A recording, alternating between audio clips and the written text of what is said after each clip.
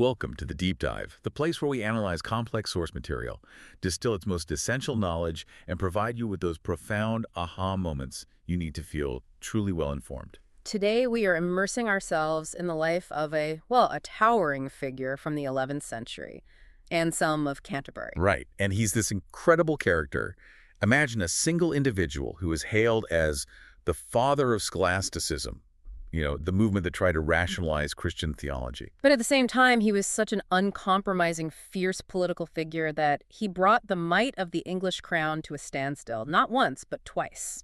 And that tension, that's really what we're digging into today, the profound philosophical theorist versus the brutal, high-stakes political operator. It's what makes his story so relevant. It is. We have some really dense source material covering his origins, his revolutionary theological arguments, and just the sheer political drama of his life as archbishop. So our mission for you, the learner, is to get a quick handle on the driving force behind all his actions. Yeah, Anselm's unwavering belief in absolute truth. A truth he thought was derived from both absolute faith and, crucially, rigorous reason that dictated his every single move. We're going to extract the knowledge nuggets that explain how this brilliant theologian survived two separate exiles to fundamentally reshape both Western philosophy and the political structure of the English Church. We've structured this deep dive into three major pillars. First, we're going to trace his origins. It's an unlikely trajectory from the political turmoil of Aosta in Italy to becoming this intellectual cornerstone of Bec Abbey in Normandy. Then second, we'll dissect his major theological innovations, the big ones. The groundbreaking ontological argument for God's existence and his really powerful satisfaction theory of atonement. And finally, we'll dive right into the decade-long bruising political conflict that we know as the Investiture Controversy and see how he faced off against two very powerful English kings. Okay, so let's unpack this journey. Where do we start? We have to start right at the beginning, the turbulence of his birth. Anselm was born in Aosta around 1033 or 1034. And when we think of these great minds of the Middle Ages, we often picture them emerging from, centers of stability. But Aosta was anything but stable at the time. No. And that political context is absolutely vital to understanding him. The region, Upper Burgundy, had only recently been annexed by the formidable Emperor Conrad II. So this wasn't a settled kingdom. Not at all. It was a fragmented, politically charged environment. Our sources highlight that this area was a crucial strategic choke point in the Alps. A crucible, really, for the rise of a major new European power structure. Yes. The sources point directly to the burgeoning power of Humbert the White-Handed. He was the Count of Maurienne. And he was the one laying the groundwork for what would become the Savoy dynasty, right? Exactly. He made his name during the succession conflicts of the time. So Anselm grew up in a place where old political orders were just collapsing and new ones were being forged through, frankly, ruthless maneuvering. And his family seems to have been caught right in the middle of all that upheaval. They were. His father, Gundulf, was a Lombard noble, and his mother, Ermenberge, came from a much wealthier local family. A family with connections to the old guard, the bishops and heirs who were marginalized by Conrad's annexation. Yes, and by the rise of the House of Savoy. The marriage was likely intended as some kind of political tool, to consolidate or maintain local influence. Oh, it failed. It seems to have failed completely. The sources suggest they were part of what's called the dispossessed nobility. So people with status, but they'd lost their actual political leverage under the new regime. Precisely. This meant young Anselm was raised, seeing the direct cost of instability and political failure, and that's a perspective he would never, ever shake. And his home life? Well, that just added a layer of personal instability to the regional chaos. It really did. We're told his mother, Ermenberge, was devout and the patient administrator of the family estates. But his father, Gundulf, was volatile. Described as having a harsh temper or sometimes just being overgenerous or careless with his wealth. Which strained the family finances considerably. And that spiritual tension was there from the beginning. At just 15, Anselm felt a clear, strong call to the monastic life. But the local abbot refused him. Why? Because the abbot was reluctant to accept him without his father's consent, and Gundulf refused to give it. Anselm took this refusal badly. Very badly. Following that intense spiritual disappointment, he plunged into what the sources call a carefree life for a period, as if he was trying to suppress the spiritual calling that had been denied to him. And that period ended pretty dramatically with the death of his mother. Yes, Ermenberg was the spiritual anchor of the family. Her death was followed by a change in his father. Gundulf repented his earlier ways and embraced faith. But with such uncompromising severity that Anselm found it utterly unbearable. So he endured his father's harsh piety for a time, but at 23 he just reached his breaking point. He left. He departed Aosta with a single attendant, crossed the Alps, and essentially spent 3 years in self-imposed exile, just wandering through Burgundy and France. This isn't just a young man seeking an education. No, this is a man trying to find a spiritual and intellectual home that his blood family could no longer provide. He was searching for clarity. And the person who provided that clarity was Lanfranc of Pavia. Precisely.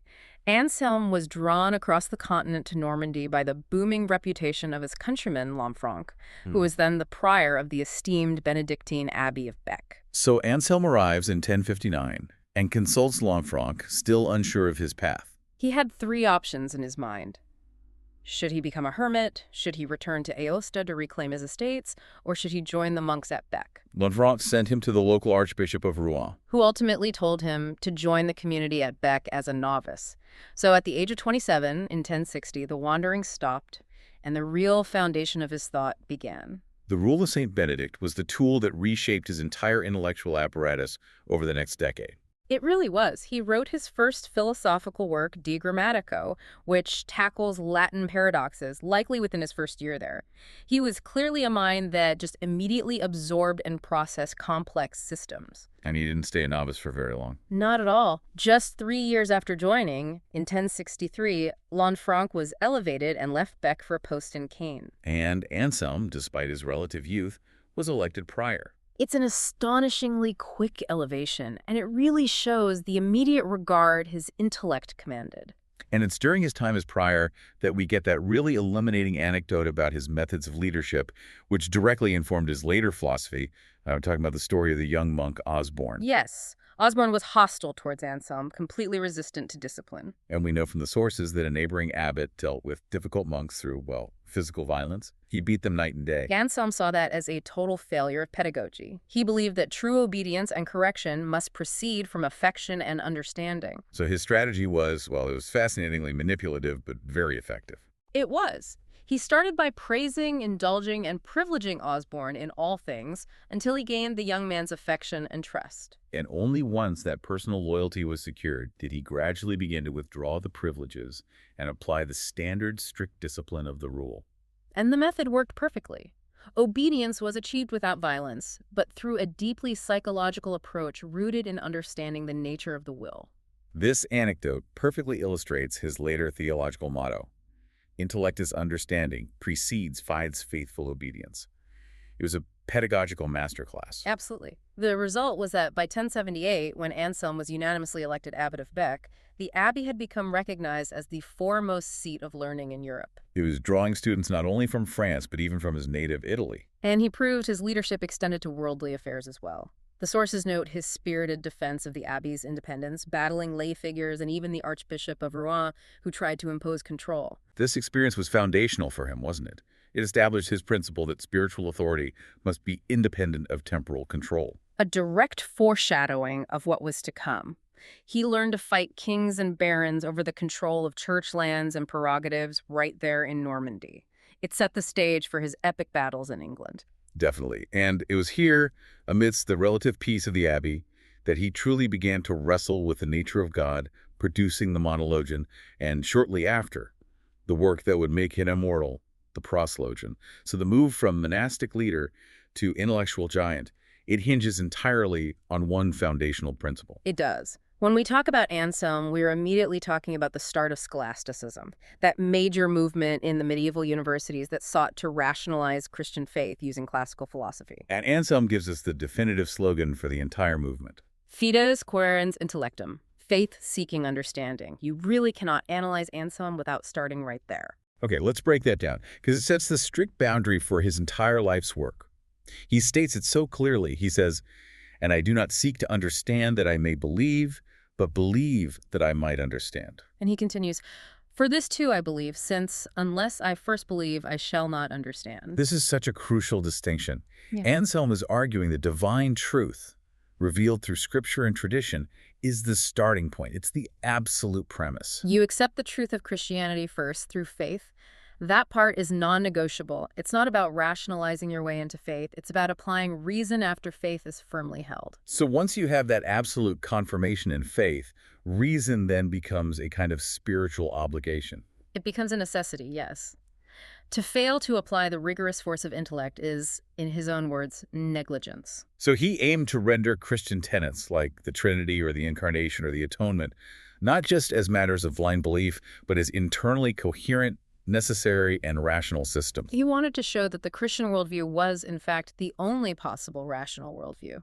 And this principle leads us directly into his most famous, and maybe his most perpetually debated, contribution to philosophy, the ontological argument for the existence of God, which he detailed in the Proslogion. The context for the Proslogion is important here. He had already written the Monologion, which offered multiple arguments based on a posteriori evidence. So reasoning from the effects you see in the world back to a cause. Yeah. Inductive reasoning. Exactly. And he found this cumbersome and, frankly, unsatisfying. He was hunting for a pure, singular, deductive proof. He wanted, as he put it, a single argument that needed nothing but itself alone for proof. Yes. No empirical input, no looking at the world, just pure logic. Okay, let's walk through the logic of this argument. It's mainly in Chapter 2 of the Proslogion, and it starts with the definition, which is the cornerstone of the whole thing. The definition is, God is id quo nihil maius cogitare possit. That than which nothing greater could exist, or you could say, the greatest conceivable being. Right. Now, Anselm argues that even the skeptic, the atheist, whom he calls the fool from the Psalms, can understand this concept in their mind. They can form the idea of the greatest conceivable being. Okay, and here is the logical pivot. If this greatest conceivable being only exists in the mind, just in the understanding, then we can immediately imagine a greater being. And what is that greater being? It's one that exists both in the mind and in reality. Exactly. Therefore, if God is truly that than which nothing greater could exist, God cannot only exist in the understanding. The concept itself demands existence in reality, otherwise the concept would be contradictory. God must necessarily exist. It's clean, it's airtight, and it is a pure piece of deduction.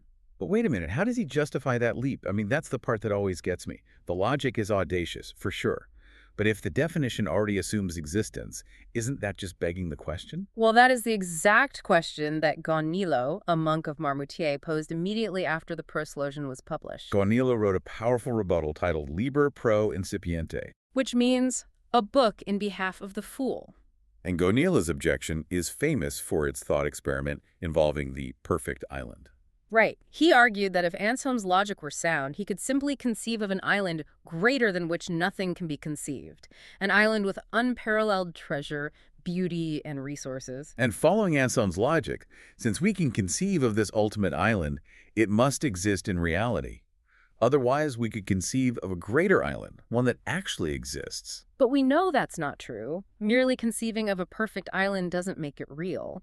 Gaunilo's point was that you cannot just leap from the realm of thought to the realm of physical reality based on an arbitrary definition. So how does Anselm counter this analogy in his response, the responsio?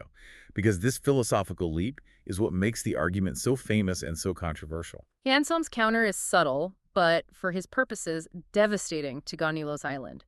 He argues that the definition applies only to a being whose non-existence is inconceivable. So a single, unique, necessarily existing entity. Exactly. We need to clarify this difference between contingent existence and necessary existence. The island is a contingent being. It is possible to think that the perfect island does not exist. You can imagine it sinking or never having been created. Its existence depends on other things. God, however, is a necessary being. By definition, that than which nothing greater can be conceived, God's existence cannot be separated from his essence. So if you could conceive of God not existing, then he wouldn't be the greatest conceivable being, which is a contradiction within the initial definition itself. It's like saying, I can conceive of a square circle. The very phrase is nonsense. The argument only applies to this one unique category of being.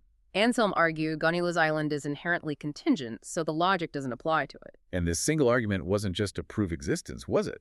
He extended it. Oh, absolutely. Throughout the Proslogion, he used it to argue that God must necessarily possess unity, wisdom, omnipotence, and mercy, because a being that lacked any of those things would be less great than one that possessed them perfectly. It's a comprehensive theological system built on one single phrase. Moving from God's existence to Christ's role, we find Anselm's second major theological pillar, the satisfaction theory of atonement, which he detailed in Cur Deus Homo. Why God was a man. Right.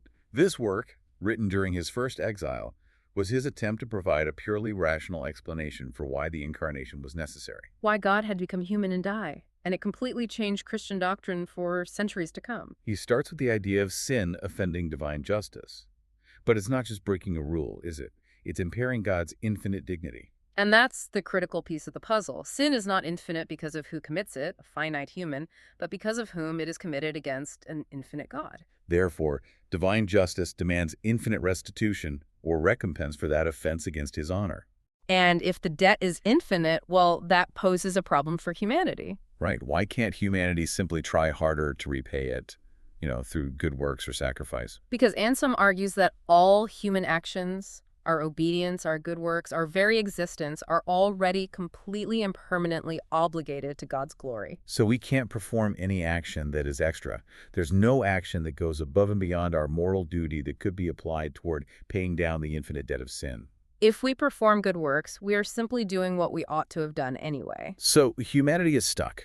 Justice demands infinite payment, but humanity is incapable of providing anything beyond zero because all our actions are already owed. The only solution, therefore, had to be a being who could provide the infinite worth required for the recompense. That being had to be fully divine to provide the infinite worth. And fully human, so that the sacrifice could be made on humanity's behalf by one who shared their nature. This being, of course, is Jesus. The sacrifice of a sinless God-man possessed infinite worth, which perfectly matched the infinite dignity that was offended. This was revolutionary. Earlier theories, like the ransom theory that was popular in the East, focused on Christ's death as a kind of contractual payment to Satan to free humanity from bondage. Anselm completely cuts Satan out of the equation. He does. It shifted the theological focus inward, focusing purely on God's internal need to uphold his own infinite necessary justice, while at the same time displaying infinite mercy. It's a stunning piece of intellectual rigor that allowed justice and mercy to be completely compatible. And that framework remains foundational for much of Western doctrine, even today. It does. But now we have to transition from that rarefied air of theological inquiry to the muddy fields of high-stakes political conflict. Because when Anselm was dragged into the world of English politics, he applied that same absolute rigor to the issue of authority, which led to one of the greatest conflicts in medieval England. This all started in 1089 with the death of Anselm's mentor, Lanfranc, who was the Archbishop of Canterbury. And the subsequent power move by King William II, who we know as William Rufus. Exactly. William Rufus kept the incredibly wealthy Canterbury see vacant for 4 long years. Why? He was essentially appropriating all its vast revenues, the income from its estates, the feudal dues, the spiritual fees, directly into the royal treasury. A common practice, but one that was financially ruinous to the church. And deeply offensive to reform-minded clergy. Anselm, for his part, deliberately avoided England, knowing the political quicksand that lay beneath the surface. He was lured over in 1092 by a plea from the gravely ill Hugh, the Earl of Chester. And the irony is, Hugh recovered, but in March 1093, William II himself fell critically ill. And facing what he truly believed was his deathbed, terrified for his soul given his avarice toward the church, he made a public show of repentance. He issued a proclamation promising to govern justly, he confessed his sins, and critically, he nominated the most revered spiritual figure in Europe, Anselm, to fill the vacancy at Canterbury. Anselm, who had been avoiding this post for years, knew exactly what the price of this promotion would be. He fought the appointment for months. He famously compared the church under William Rufus to a plow pulled by 2 unequal oxen, the spiritual, himself, and the temporal, the king, where the 2 forces were just pulling in opposite directions. He was eventually forced into the role by public pressure, with clerics physically carrying him to the church to accept the nomination. But he refused to accept it without conditions. And these conditions were the agenda of the most radical religious movement of the day. The Gregorian Reform. Precisely. This was the pan-European movement, championed by the papacy, that was seeking to centralize church authority under Rome and free the church from lay or royal control. So what were his demands? He demanded three things. First, the return of all seized church lands. Second, the king must accept Anselm's spiritual counsel in all matters. And third, The king must recognize Pope Urban II, who was the Gregorian candidate over the anti-Pope Clement III. these were demands that aimed to fundamentally reorganize the balance of power in England. Absolutely. Installing the papacy as the ultimate spiritual authority, William Rufus consented only to the first point, and even that was immediately suspended. So Anselm was enthroned without the pallium, the woolen strip signifying papal authority, which just set the stage for battle. And the conflict began immediately. Initially, it centered on money. William II demanded £1,000 for the see, a massive sum, basically a feudal payment known as annates. Anselm offered £500, arguing that the rest of the money was needed to enforce new canon law and fill the other vacancies. Many of which William was still holding for revenue. Right. When courtiers suggested the king might settle for less, Anselm delivered one of the most memorable insults of the Middle Ages. He had already given the £500 to the poor, and he announced he disdained to purchase his master's favor as he would a horse or ass. That phrase instantly crystallized the enmity between them. It placed the archbishop on a moral high ground, refusing to be treated like a mere temporal servant. And William's reaction confirms the deep offense. Oh, it was explosive. He said, "I hated him before, I hate him now, and shall hate him still more hereafter." That was their relationship, established within months. The actual crisis, though, the one that forced Anselm into exile, was the pallium crisis. Yes. William refused to recognize Urban II, the legitimate pope. He insisted that the king, not the church, had the right to determine which pope would be acknowledged in England, This meant Anselm couldn't travel to Rome to receive the pallium. which was necessary for him to properly exercise his authority as a metropolitan archbishop. The whole situation came to a head at the Council of Rockingham in 1095. The king ordered the English bishops to renounce Anselm as their primate because he dared to adhere to Urban. And the bishops, fearing the king, largely sided with Rufus, advising him to depose and exile Anselm. But the nobility hesitated. They did. This wasn't just a religious spat. It was a jurisdictional fight, and the nobles didn't want to grant the king such absolute authority over the church.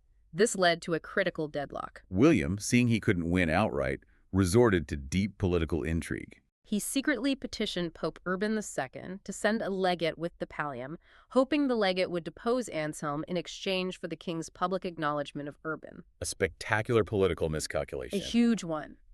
The legate, Bishop Walter, arrived, secured William's public acknowledgement of Urban, a massive papal victory, but flatly refused to depose Anselm. William then tried desperately to monetize his loss. He tried to sell the pallium, then demanded Anselm pay him for it, And finally, he attempted to personally bestow the pallium on Anselm. which Anselm absolutely refused. To receive it from the king would have symbolized that his spiritual authority flowed from the crown, not from the church. So a compromise was reached. The pallium was laid on the altar at Canterbury, and Anselm took it from there in June 1095, symbolizing he received his authority directly from God via the church. This was a temporary truce. The core issue of who held ultimate authority remained. And in 1097, William charged Anselm with providing insufficient knights for a Welsh campaign and tried to fine him. Anselm, realizing the king would never truly permit the Gregorian reforms, resolved to appeal to Rome. William gave him the cold choice: exile or total submission. Anselm chose exile. And William, predictably, seized all of Canterbury's revenues, and Anselm left England in October 1097. But his exile was far from wasted. Not at all. While in Rome, Pope Urban II commissioned Anselm to defend the Western doctrine of the Filioque before an assembly of bishops at the Council of Bari in 1098. Right, the Filioque doctrine addresses the procession of the Holy Spirit. The Western Church asserted the Spirit proceeds from the Father and the Son. While the Eastern Church insisted the Spirit proceeds only from the Father, Anselm's subsequent arguments, compiled in De Processione Spiritus Sancti, became the definitive defense of the Western position. Proving his intellectual commitment was independent of his political circumstances. And critically, he completed Cur Deus Homo while in exile. Even when banished, his mind was still constructing these theological fortresses. Then the political landscape shifted dramatically in 1100. William II died unexpectedly in a hunting accident. His younger brother, Henry I, seized the throne quickly, usurping the claims of his elder brother, Robert Curthose, who was away on the First Crusade. Henry's position was weak and tenuous. He was a usurper. He needed clerical legitimacy to secure the throne. He desperately needed the moral and political weight of the church to stabilize his reign. So what does he do? He immediately invited Anselm back to England. But the peace only lasted until Henry felt secure. The moment the immediate threat subsided, Henry demanded that Anselm perform homage for his estates and receive symbolic investiture, the ring and crozier anew from the king. This was a violation of the newly hardened canonical law of the Investiture Controversy. Right. Though Anselm had performed homage to William years before, he now refused based on principle and the new Gregorian standards set by the Pope. Henry, however, refused to relinquish a traditional right held by his predecessors. So the Investiture Controversy in England began in earnest. It did. Yet, despite this massive jurisdictional dispute, Anselm publicly threw his weight behind Henry I against Robert Curthose's invasion claims in 1101. He was a brilliant strategist. It really was. Anselm secured the throne for Henry by emphasizing religious oaths of loyalty and threatening Robert with excommunication, a move that severely undermined Robert's support among the English barons and populace. It demonstrates that for Anselm, the immediate stability of England, which allowed for the possibility of church reform, was strategically necessary, even if he opposed Henry's investiture claim. But the conflict over investiture couldn't be ignored. Henry sent envoys to Rome in 1102. Who returned and falsely claimed that Pope Paschal II had approved of Anselm's submission. Anselm, suspicious of the deception, traveled to Rome himself in 1103. Paschal responded by excommunicating Henry's deceptive counselors, though he strategically held back from excommunicating Henry himself. And Henry retaliated by forbidding Anselm's return, which led to the second exile. This second exile was the turning point. Anselm, now even more resolved, threatened to excommunicate Henry I himself. Which would have been politically catastrophic for the king. Utterly. This threat forced Henry to meet Anselm at Lagal in 1105. And this meeting produced the foundational compromise that would define church-state relations in England for centuries. The Lagal Compromise. It was a subtle, brilliant balancing act. It was. It was a major papal victory because Henry agreed to formally forsake lay investiture, giving up the right to bestow the spiritual symbols, the ring, and the crozier. But the king won a crucial concession, thanks to Anselm's negotiating skills. He did. Anselm secured papal permission for newly invested clerics to do homage to the king for their lands and estates. So the spiritual power, the appointment and consecration belong solely to the church. But the temporal and feudal obligation, the homage for the land that generated the revenue, remained with the king. Exactly. It resolved the conflict by clearly demarcating spheres of influence. It allowed Henry to retain feudal control over his most powerful landholders while granting the church the spiritual independence it demanded. And Henry also had to restore all seized church revenues. And exempt married clergy from a deeply unpopular tax. The agreement was formally ratified in the Concordat of London in 1107. Henry formally renounced the right of English kings to invest bishops, definitively ending the investiture controversy in England. A huge triumph for Anselm and the Gregorian reform movement. A massive one. Anselm spent his final years defending Canterbury's primacy, asserting its authority over the Archbishop of York and the Welsh bishops. He achieved a brief, significant victory there, though our sources are quick to note that subsequent popes would later reverse that specific decision. He died in 1109, and his final moments were overshadowed by one regret, leaving unfinished a theological treatise on the origin of the soul. He spent his life dedicated to absolute truth, navigating the political world only when necessary to secure that truth. So when we look at Anselm's full body of work, we see a foundational figure. He didn't just contribute. He set the intellectual framework for those who followed. His philosophical roots lie deep in Neoplatonism, primarily synthesized through the work of St. Augustine and Boethius. Yes, and this reconciliation of classical philosophy with Christian theology is precisely why he is credited with inaugurating one of the most brilliant periods of Western philosophy. He was laying the tracks that thinkers like Thomas Aquinas would later run on. And his pedagogical approach, which we saw earlier with the monk Osborne, is evident throughout his philosophical writings. They're often presented as dialogues between an inquisitive student and the teacher. Two of these lesser-known dialogues, in particular, showcase his relentless application of reason to universal concepts. The first is De Veritate on Truth. And it provides a sweeping definition of what truth fundamentally is. He defines absolute truth not merely as logical correctness, but as correctness across three domains: correctness in will, correctness in action, and correctness in essence. And he identifies this absolute correctness with God. Exactly. God is the fundamental source of all truth, because God is the essential nature of correctness itself. Therefore, all things that exist according to a divine, correct plan. The concept that everything that is rightly flows from this. It's a comprehensive statement on the necessity of divine order. It is. And the second dialogue, written late in his life, tackles one of philosophy's oldest and most persistent problems: the Concordia, or on harmony. And this addresses the apparent incompatibility of divine foreknowledge, predestination, and human free choice. That is the ultimate tension, isn't it? How can we be held responsible for our choices if God already knows with absolute certainty what we are going to do? Doesn't God's absolute knowledge negate our freedom? Anselm's solution is brilliant, and it involves fundamentally changing how we understand God's relationship with time. He resolves the paradox by explaining that God views all time in an eternal present. What does that mean exactly? He argues that time, as we experience it, past, present, and future, is a human contingent construct. God transcends that sequence. The source quotes him explaining, "Although nothing is there except what is present, it is not the temporal present, like ours, but rather the eternal, within which all times altogether are contained." It's like imagining a film reel laid out flat. We, the viewer, can only experience the reel one frame at a time, moving sequentially from beginning to end. But God is the one holding the entire reel, seeing all frames, past, present, and future, simultaneously in one single eternal moment. So God doesn't foresee the future in a temporal sense. He beholds all time in one cohesive, eternal present. And our actions are still freely chosen within the moment they occur, but they are also always present to God's eternal knowledge. This reconciliation preserves both God's omniscience and human responsibility. It's a high-level conceptual tool that profoundly influenced later medieval metaphysics. We should also touch upon his lesser-known contribution to Marian doctrine in De Conceptu Virginali. While he actually denied the Immaculate Conception, his principles sort of paved the way for it. He did. He argued that it was fitting or proper that Mary should be so pure that no pure being could be imagined apart from God.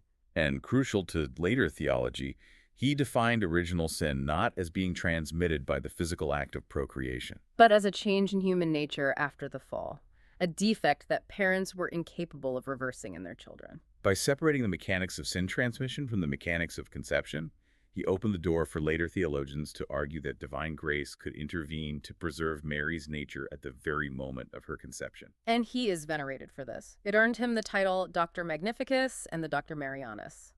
Now, Anselm was eventually canonized and proclaimed a doctor of the Church, so his official image is one of piety and profound scholarship. But we have to address the fascinating scholarly controversy that divides historians today regarding his political identity. Right. This scholarly divide centers on his sincerity. The traditional or Southern view, often supported by his biographer Aidmer, sees him as the genuinely pious, reluctant church leader, horrified by worldly advancement.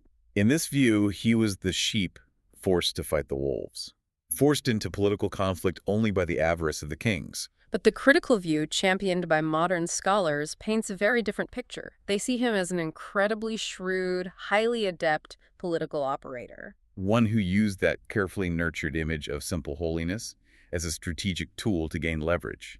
I mean, if we look at the facts, refusing to be treated like a horse or ass, systematically dismantling royal control over investiture, securing the throne for Henry I, and threatening excommunication twice, you have to ask, was he truly reluctant? Or was he brilliant enough to feign reluctance while achieving immense political results for the Church? He was either a genuine saint forced into politics or a master strategist who used spiritual authority as a weapon. There's not much middle ground. And the final strange footnote to the life of this man of absolute truth concerns his physical remains. It leads us to an astonishing anecdote of 18th century cynicism. This is a great story. In 1752, hundreds of years after his death, King Charles Emmanuel of Sardinia, who was also the Duke of Aosta, requested permission to translate Anselm's relics back to his birthplace in Italy. This prompted a highly amusing and highly cynical internal exchange among the English clergy. The Archbishop of Canterbury at the time, Thomas Herring, wrote a blunt, revealing letter to his dean. And Herring clearly had no spiritual reverence for Anselm's political identity. He wrote that parting with the rotten remains of a rebel to his king, a slave to the popedom, and an enemy to the married clergy would be no great loss to the Church of England. And here's the truly incredible part, showing the casual irreverence of the era. Herring was perfectly willing to deceive the Sardinian ambassador. He casually suggested he should make no conscience of palming on the simpletons any other old bishop with the name of Anselm. A completely fabricated body just to satisfy a royal whim and get rid of an inconvenient rebel saint. Fortunately, for historical accuracy, the plan stalled. The Sardinian ambassador insisted on witnessing the excavation, which never took place because there was massive resistance from the local clergy. And most importantly, the exact location of Anselm's relics had been uncertain ever since a fire swept through Canterbury Cathedral back in the 1170s. The body of the great doctor remains lost to this day. What a strangely fitting, darkly humorous end to the story of a man who pursued truth so relentlessly, only for his own remains to become a subject of cynical 18th century fakery. Indeed. It brings us back to his most common attribute in religious imagery, a ship. It represents the spiritual independence of the church, a goal he literally sailed into exile twice to achieve. We've covered a tremendous amount of ground today. Our key takeaways from Anselm of Canterbury are clear.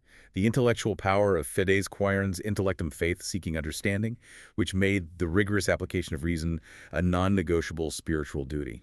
We've understood the rigorous logic of the ontological argument, defining God as the necessarily existing greatest conceivable being, and how he defended that unique concept against the idea of contingent reality. And the moral necessity of Christ under the satisfaction theory, driven by the need for infinite recompense for infinite offense against God's dignity, which redefined the doctrine of the atonement. And finally, his immense political success in leveraging the Gregorian reform agenda to define the terms of church power against the crown, forcing two English kings, William II and Henry I, to concede major ground through the critical investiture settlement of 1107. So here is our final provocative thought for you to carry away from this deep dive. Anselm's ultimate goal was to establish the pure, spiritual, autonomous independence of the church, symbolized by that ship of faith.